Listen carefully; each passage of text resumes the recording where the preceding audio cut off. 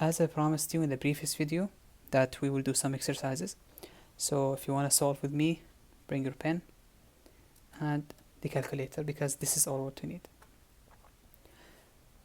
As I have told you before, we will always use this table, conversion factor. Whenever we have a problem dealing with certain units and certain dimensions, we will need this table all the time. So let's begin. The first question asks about conversion from 3 weeks to milliseconds. And as we said before, we could have second and we could have millisecond, which is 10 to the power minus 3. So let's do our method before. We have 3 weeks.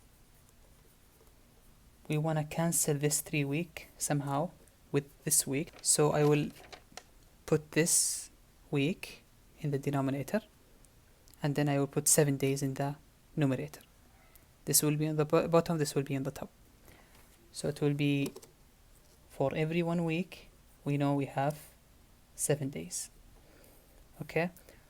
And then I know for each 1 day we have 24 hours. So I will put days in the denominator. This is 1 day for each 24 hours. And then we will continue here. And then we know that we want to cancel hour now, so we will put it in the bottom. But what about the numbers? We have for every 1 hour, we have 60 minutes. So it will be 1 hour here 60 minutes. And now for each 1 minute, we have 60 seconds, right? 1 minute, 60 seconds. Now we reach to second. What we will do now is to convert from second to millisecond. So we will put second in the denominator. I know that for each 10 to the power minus 3 second, we have 1 milli. So this will be in the bottom, 10 to the power minus 3 second, for each 1 millisecond. If you do calculate it, the answer will be 5 zeros. 1, 2, 3, 4, and then 5. Or we could just make our life easy and then write it 1.8144 times 10 to the power 9, scientific notation. Moving to the second one here, 554 meter to the power 4 divided by day to kilogram. Then we want to convert it to centimeter to the power 4. Now there is something here I want to mention just quickly. Whenever you have, as I said before, many units coming together, they will be forming derived dimension. If we have units forming another unit just from themselves, like here, centimeter, centimeter, okay? So we will have centimeter square. Because centimeter square came from 2 units, this unit is called compound unit, okay? So it's a derived unit, but it's a type of compound unit. But if different units came together form a certain dimension or a certain unit, then it will be called just simply derived unit. So now here we will convert this one to, I know that I want meter in the bottom, right? So I'll say 554 meter to the power 4 day multiplied by kilogram. I need meter to be cancelled with this meter, so somehow I will put here, not somehow, just according to this information here. When we have centi, we know that 10 to the power minus 2 meter, 10 to the power minus 2 meter for each 1 centimeter. But here we have meter to the power 4, so we must make this one raised to the power 4. This one also raised to the power 4. Why is that? Because we want meter to the power 4 cancelled with meter to the power 4. How can we cancel meter to the power 4 with meter? So we need to raise it with to the power 4. With this, continue. We reach to our destination, what we want, centimeter. But now we want to convert day to minutes, so we will say 1 day for each, as we discussed it before, 24 hours. Why day in the bottom, in the top? Because we want to cancel it with this day in the bottom. So here it will be 24 hours, and then I know that for 1 hour we have 60 minutes. We're not done yet because we want to convert kilogram also to gram. How to do that? Again, 10 to the power 3 gram for each 1 kilo. I have to put kilogram in the top. So it will be 1 kilogram for each 10 to the power 3 gram to cancel with this kilogram in the bottom. And now we reach to what we want. The answer, if you calculate it, 3.85 in scientific notation form times 10 to the power 4 in the units of centimeter to the power 4 divided by minute gram. Right? Because we cancelled here day with day. Centi or meter here to the power 4, we cancelled it with this meter to the power 4. Hour with hour. And then kilogram with this kilogram. So what we have is centimeter to the power 4. And then here minutes. And then here gram. We have also this example 760 miles to meter and the first step. So it will be 760 miles per hour. I know. Did I write it here? No, actually we didn't write it. Meter, feet, inch only. Okay, so it's good to introduce it now. We should know that for every 1 mile we have 1.609 kilometer. If you are writing some notes, then you should mention also this one because they will ask about it. And then we have for every 1 kilometer we have 1000 meter. How do I know that? Kilo is 1000, so it will be 10 to the power 3 meter, which is 1000 for each 1 kilometer. We should put 1 kilometer in the bottom because we will cancel it with this one. Miles here to cancel with this miles. And we reach to meter. We will continue to reach second by converting hours to seconds. How to do that? As I did here in this example and this example also, we will do it again. We need this hour to be in the top. So 1 hour I know it's 60 minutes.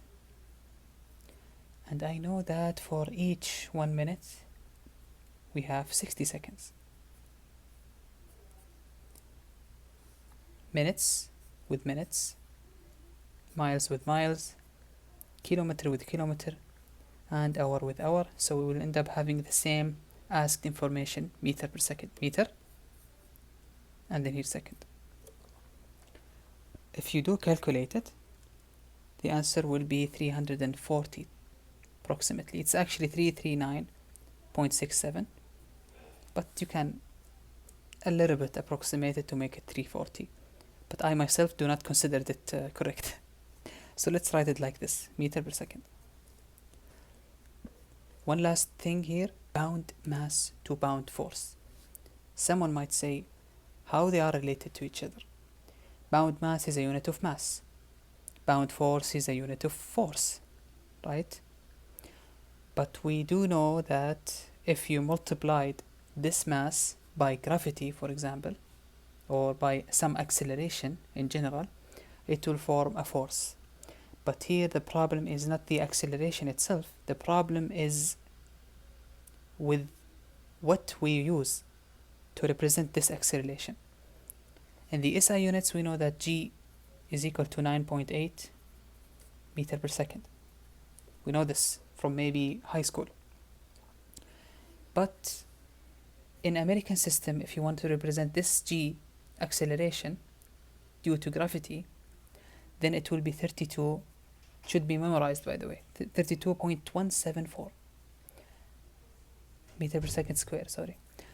Pound mass, or no, not pound mass, feet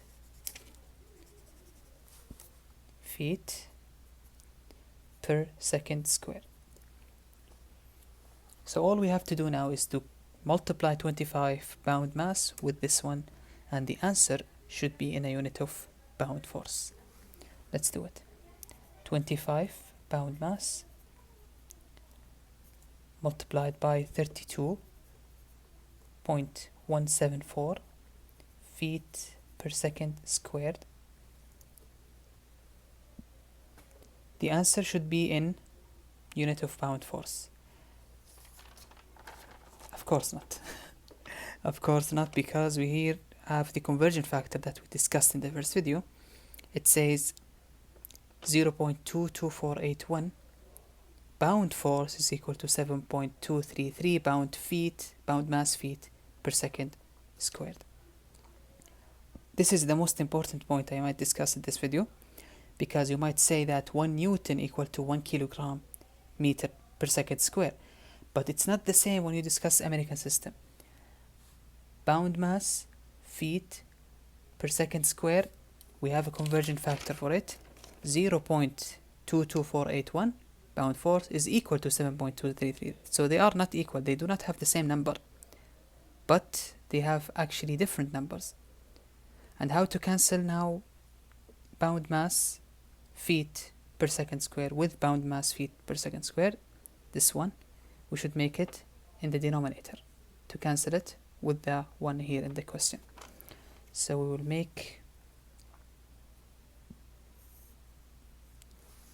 make 7.233 pound mass feet per second square. We'll make it at the bottom, and I know that for each 7.233 pound feet per second square we have 0.22481 pound force. So now we will cancel feet per second square with pound mass with this one, and we will end up having the asked information, pound force. And the answer, surprisingly, it will be 25 pound force. Which brings me to another new information. Whenever we want to convert from pound mass to pound force, the number that is given in the question will be it. So if here 25 pound force, pound mass, you want to convert it to pound, you want to see its equivalent to pound force unit, it will be 25. If you have 1100, my favorite number, pound mass to pound force, it will be 1100 pound force. Whenever you have a conversion between pound mass and pound force, the number that is given in the question will be exactly the answer. That's a quite nice rule. But other than this, you should do the conversion factor like this one, like this one, like this one. Here we finished all the ideas about conversion factor. I think and I believe the difficulty level will be like these questions that are given here. Now we will discuss some concept, those who like chemical engineering. We have some waste chemical on some pond, I might say, like this one. It's like a lake, and then it contains this waste chemical. This lake has a length of 50 meter and has a thickness of 2 meter and has a width of 15 meter.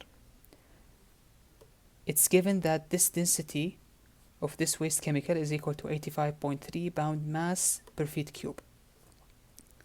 And then it asks me to find the weight on pound force.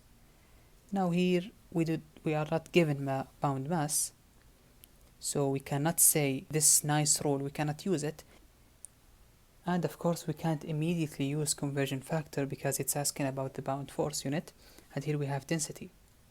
So we need to introduce maybe some known formula that chemistry people know, which is, we know that mass divided by volume is equal to density, and you can see it also, pound divided by feet cube, like here, pound mass divided by meter cube. The idea here is to find the volume, and then if you multiplied by the density, you will find the mass, and if you find the mass, you can find the pound force using the acceleration due to gravity. So let's start. If you multiply 15 by 50 by 2 meter, you will have meter cube unit. Multiply them all together, you will have volume equal to 1500 meter cube. Is a big unit, so 1500, it's terrifying. Anyway, if you multiply density by volume, it will be... No, wait, we have to convert first. Meter cube, you convert it to feet cube. So that if you multiply volume with density, feet cube will be cancelled with feet cube. So be careful. If you convert it, just do it as an exercise. You will have V equal to 1500. I will not write it, but I will say it. For each 1 meter cube, like this table, for each 1 meter cube we have 35.31. 1 meter cube is equal to 35.31 feet cube. Or you can use this one, 1 meter equal to 3.28 feet, but you have to make them all cube, so that feet cube is cancelled with feet cube here. But conveniently use this one, because you will avoid the tricks. It's already available, right? So, using a calculator, it will be 1500. Make meter cube in the bottom to cancel with meter cube, and then make feet cube in the top. And you will have 5. So, V in feet is equal to 52965. But as we agreed before, if the number is too large, you will make it in a scientific notation form to make it readable or attractive. All we have to do now is to multiply density with volume to end up having meter, not meter, mass. So it will be rho V equal to, what is here? Okay. Rho V equal to 52965 multiplied by 85.3. Now the answer, we should end up having 4, 5, like this one, 4517914.5. Why the suffering? I don't know. Just make it in a scientific notation. 4.5. Yeah, I just remembered. I haven't actually shown how to find the scientific notation in a calculator, right? So all you have to do is you have this number 4517, very complicated. If you go press shift and then mode and then 7, scientific notation 7, choose the number of significant figures. You see, when I introduce the significant figures, I introduce scientific notations, and also in the calculator they are related. So just choose the number of significant figures here. Maybe it's enough to use 3 significant figures, so it will be 4.52 times 10 to the power 6. It's faster to use it in a calculator, but also we learned how to use it by hand, right? In the second or first video, I think. 10 to the power 6 pound mass. Now, the interesting and the beautiful rule that I've discussed before, if you have pound mass to pound force, then the answer will be exactly the same as the number that was given in the question, which is 25. Here we will apply the same thing here. 4.52 times 10 to the power 6 pound mass converted to pound force. God, it will equal to what? 4.52 times 10 to the power 6 pound force. It's exactly the same. From pound mass to pound force, you will have equal relationship. Now the interesting part, all 100% for math people, those who are admiring statistics, they will also like this part. But for me as a chemical engineer, for you as an engineer, maybe you will not be that interested. We have the calculations below. It's asking us to calculate or to give the final answer for these numbers, considering significant figures. So whenever we have significant figures involving operations like addition, subtraction, division, multiplication, then we need to take in the final answer the one that has the lowest number of significant figures. So if we start with 2.7 and then multiply it by 8.632, the answer will be, it will be 23.30. But because here we have the lowest number is 2 significant figures, right? 1, 2 only, compared to this one, 1, 2, 3, 4. So we will take only 2 significant figures. So the final answer will be 23, not 23.3. Only 2 significant figures. Addition, also the same. We have 1, 2, 3, 4, 1, 2, 3, 4. Both of them have 4 significant figures. That's why we will take 4. So there is no problem in the second operation.